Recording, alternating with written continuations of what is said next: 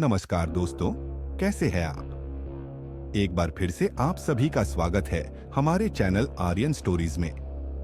आज मैं फिर से आप लोगों के लिए एक रोमांच से भरपूर कहानी के साथ आया हूं। तो आइए शुरू करते हैं। भारत के एक छोटे से गांव में स्थित राजमहल हवेली केवल अपनी भव्यता और वास्तुकला के लिए प्रसिद्ध नहीं थी, बल्कि अपनी डरावनी कहानियों के लिए भी जानी जाती थी। इस महल के चारों ओर सन्नाटा और डर का माहौल था। ग्रामीणों का मानना था कि महल में किसी श्रापित आत्मा का वास है। चार दोस्त अनीश, दिव्या, राघव और सीमा अपनी कॉलेज की डॉक्यूमेंट्री बनाने के लिए महल का दौरा करने का फैसला करते हैं। उनके प्रोजेक्ट का विषय भारत की भूली बिसरी विरासतें था।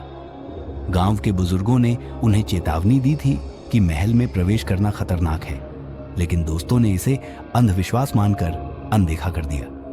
सुबह के समय जब वे महल पहुंचे तो उसे देखकर उनके होश उड़ गए। महल अपनी भव्यता के बावजूद खंडहर में बदल चुका था। दीवारों पर उकेरी गई मूर्तियां और चित्र गहराई से डरावने लग रहे थे। जैसे ही उन्होंने प्रवेश किया, हवा अचानक ठंडी हो गई। अंदर एक अजीब गंध और अंधेरा था। महल के गलियारे इतने जटिल थे कि उनमें खो जाना आसान था। चलते चलते वे एक बड़े हॉल में पहुंचे, जहां छत से एक विशाल झूमर लटक रहा था। दिव्या ने नोट किया कि झूमर धीरे धीरे हिल रहा था, जबकि हवा का कोई झोंका नहीं था। तभी अचानक झूमर टूटकर नीचे गिर गया। सौभाग्य से सभी बाल बाल बच गए। राघव ने हंसते हुए कहा, ये पुरानी हवेलियां कुछ ज्यादा ही नाटकीय होती हैं। शायद ये झूमर अपनी उम्र पूरी कर चुका था। लेकिन दिव्या ने फुसफुसाते हुए कहा, नहीं, यह कोई संयोग नहीं लगता।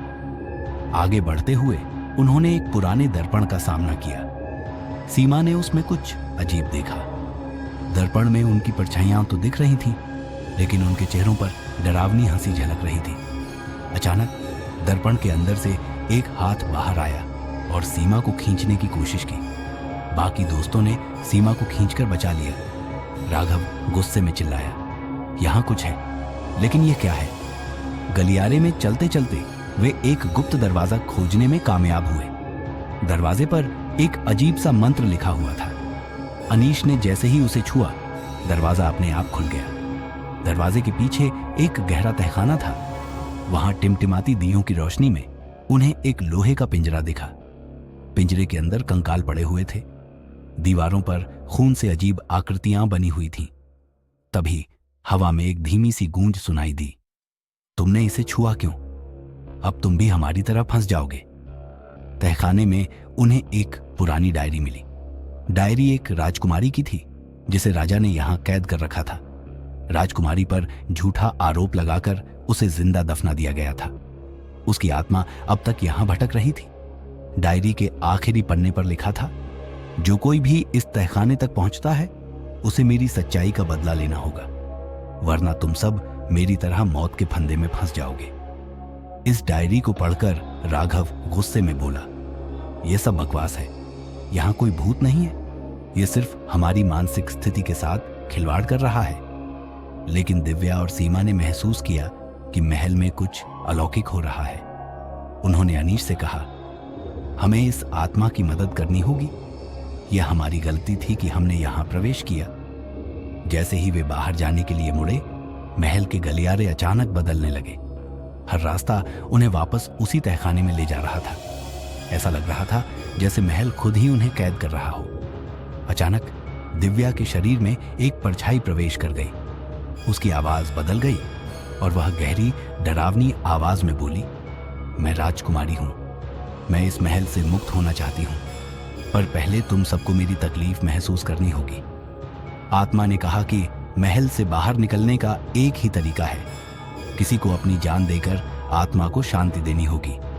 दोस्तों ने इसे मजाक समझा, लेकिन तभी दिव्या के शरीर में मौजूद आत्मा ने एक पुरानी तलवार उठाई।